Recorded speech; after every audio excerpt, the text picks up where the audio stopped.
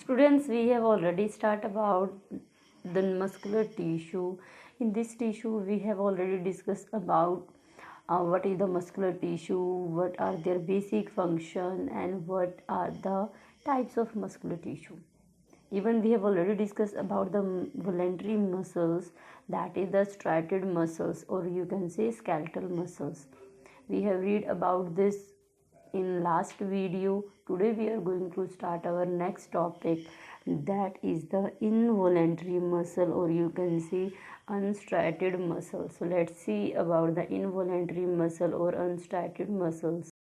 Involuntary muscles को हम smooth muscles भी कहते हैं, एज वेल एज आप इसे स्ट्राइटेड मसल्स भी कह सकते हो, अनस्ट्राइटेड मसल्स भी कहते हैं।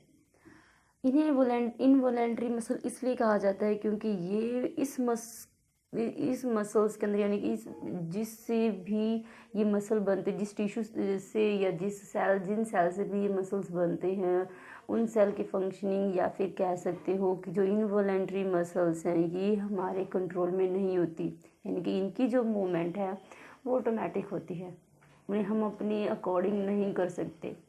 सो let's see about involuntary muscles और smooth muscles. The cells are spindle shaped. अगर आप इनकी शेप और स्ट्रक्चर को देखोगे तो कुछ इस तरीके से स्पिंडल शेप की नज़र आती हैं।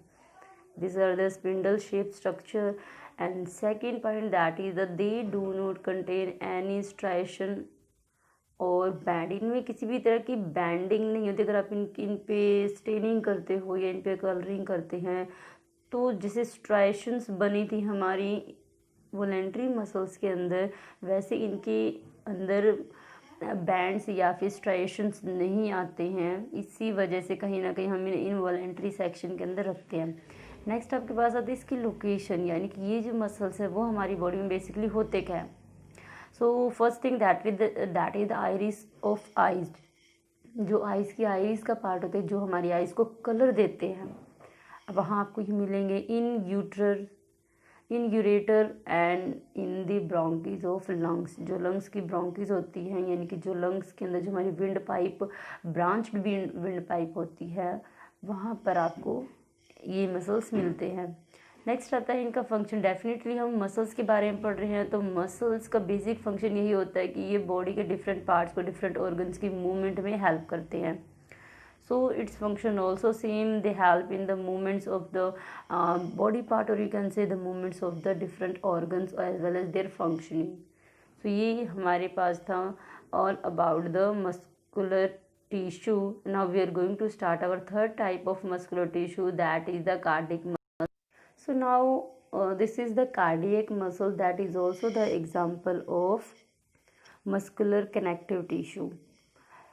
Cardiac word represent the heart, यानी कि जब भी कार्डियक वर्ड हम सुनते हैं इसका डायरेक्ट रिलेशन कहीं ना कहीं हमारे हार्ट से होता है। So cardiac muscles also related to the heart. So let's see about the first point, that is the definitely shape and structures. These muscles are cylindrical, branched and uninucleated. It mean जो ये muscles होती हैं वो cylindrical shape की होती हैं, branched होती हैं और यूनिन्यूक्लिएटेड। इट मीन्स इनमें सिंगल न्यूक्लियस होता है, एक सेल के अंदर एक ही न्यूक्लियस होगा। If you remember the voluntary muscles, we can see their multi nucleated cells, and in cardiac muscles there is uninucleated cells. Next, what is the location of cardiac muscles? So definitely these muscles are present in heart because cardiac word related to the heart. सो जितनी भी muscles या जिससे हमारा heart बना है उनमें सबसे ज़्यादा आप कह सकते हो, या जो जिस मसल से हमारा हार्ट बनता है, that is the definitely cardiac muscles. So what is the function of cardiac muscles? So let's see the function of cardiac muscles. So first function, that is these muscles work rapidly. ये muscles काफ़ी फटाफट work करती हैं रिदमेटिकली, यानी कि इनमें एक rhythm होती है जब ये वर्क करते हैं, सिस्टमेटिकली वर्क करते हैं। कॉन्ट्रैक्टिंग एंड रिलैक्सेशन, डेफिनेटली जो ये मसल्स हैं इनमें ये कॉन्ट्रैक्शन और रिलैक्सेशन की पावर काफ़ी अच्छी रहती है। Endless earlier embryonical stage until the death. तो ये स्टार्टिंग से वर्क करते हैं जब जो ऑर्गेनिज्म है एम्ब्रियोनिकल स्टेज में होता है, यानी कि जब ऑर्गेनिज्म बन रहा होता है, और जब ऑर्गेनिज्म की बॉडी में हार्ट बन जाता है, ये तब से ये मसल्स काम करना स्टार्ट करती हैं और till the end of the death. और यू कैन से जब तक डेथ नहीं होती है तब तक जो कार्डियक मस्कुलर टिश्यू है वो काम करते रहते हैं, अपनी प्रॉपर फंक्शनिंग करते रहते हैं जैसे वो स्टार्टिंग से करते हैं। सो ये यू हैव टू रिमेंबर, ये फंक्शनिंग करना एम्ब्रियोनिकल स्टेज से स्टार्ट करते हैं और डेथ तक काम करते रहते हैं। So this is the structure of cardiac muscles. You can see they are cylindrical in shape and definitely they are branched, यानी कि एक सेल दूसरे सेल के साथ कनेक्टेड है। and definitely uninucleated, it means one cell has only one nucleus. So this is the structure of cardiac muscles, or you can say diagrammatically, or the figure of cardiac muscles. यहाँ जो ये junction आपको दिखाई दे रहा है इन दो sales के बीच में, जहाँ से ब्रांच्ड हो रही है या फिर दो सेल्स सेपरेट हो रही हैं या फिर एक सेल से जो दूसरा सेल है जनरेट हो रहा है, जो मस्कुलर टिश्यू है, कार्डियक मस्कुलर टिश्यू, इनके बीच की जो ब्रांचिंग है, इस स्पेसिफिक प्लेस को हम कहते हैं intercalated disc.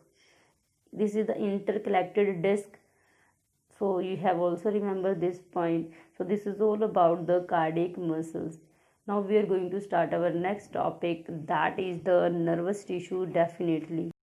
So this is the nervous tissue.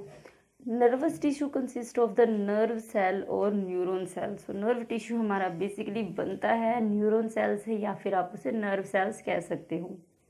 A neuron or nerve cell is structural and functional unit of nervous system. जो हमारा nervous system है उसका structural और functional unit होती है neuron cell.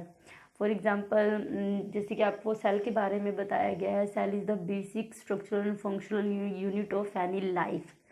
So like that nerve cells also the structural and functional unit of nervous system. Nervous system हमारी body के को कनेक्ट करता